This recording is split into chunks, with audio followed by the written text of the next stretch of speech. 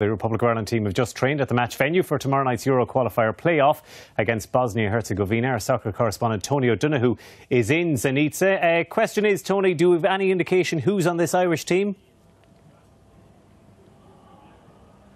Well, we have an indication that the injury list continues to grow. They've just started training behind me here, Eamon, in fact, at the match stadium here in Zenica. And Martin O'Neill revealed that David Myler is the latest player to have to pull out of the squad through injury. He was injured yesterday in training in Dublin, so didn't travel in the end. So the injury list continues. We were hopeful of Shane Long getting back, of course. John O'Shea suspended for the first game, but we were hoping he'd be ready for Monday. We're still hopeful of that. But it's a formidable task, no doubt about that, because Bosnia have some outstanding world-class players, none better probably than their captain Edin Dzeko. He scored 44 goals in 74 games for his country, and as Martin O'Neill was telling us, he's one we have to learn to stop. He's fit again. He missed the last couple of matches for them, and he is a very, very important player. Of course he is. We'll deal with him accordingly, as I'm sure that he's a very difficult opponent, as he's proved that throughout his career. Particularly, we got to know him pretty well at Manchester City. He's now plying his trade at the moment in Roma. Obviously, just mention the very fact you're talking about Manchester City and Roma in the same breath suggests that he's a very good player.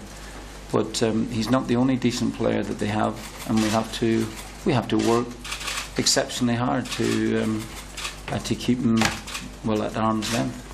You know, he's obviously a very high calibre player, and he plays for a great team. You don't win the Premier League, if you're not a good player. So, like any professional, you want to play against the best players, and he's right out there. So, from a personal point of view, yeah, if I'm selected, then I'm looking forward to the challenge. So Bosnia will be hoping their marquee players click, Tony. Absolutely, Dzeko the best of them probably, but there's quite a few others as well. Miralem Pjanic plays with Roma as well. Dzeko plays there now. We remember him from Manchester City, of course. And I was talking to Dzeko earlier before the press conference, and he was talking about this particular venue as well. It's old-fashioned, you might say. There's a national stadium in Sarajevo, but they choose to play here in Zenica because it's a spiritual home of Bosnian football. It's where they get their best results. It's the most intimidating for the opposition. So that's another factor that the Republic of Ireland have to be aware of ahead of tomorrow night's game. And some significant Irish support out there as well, Tony?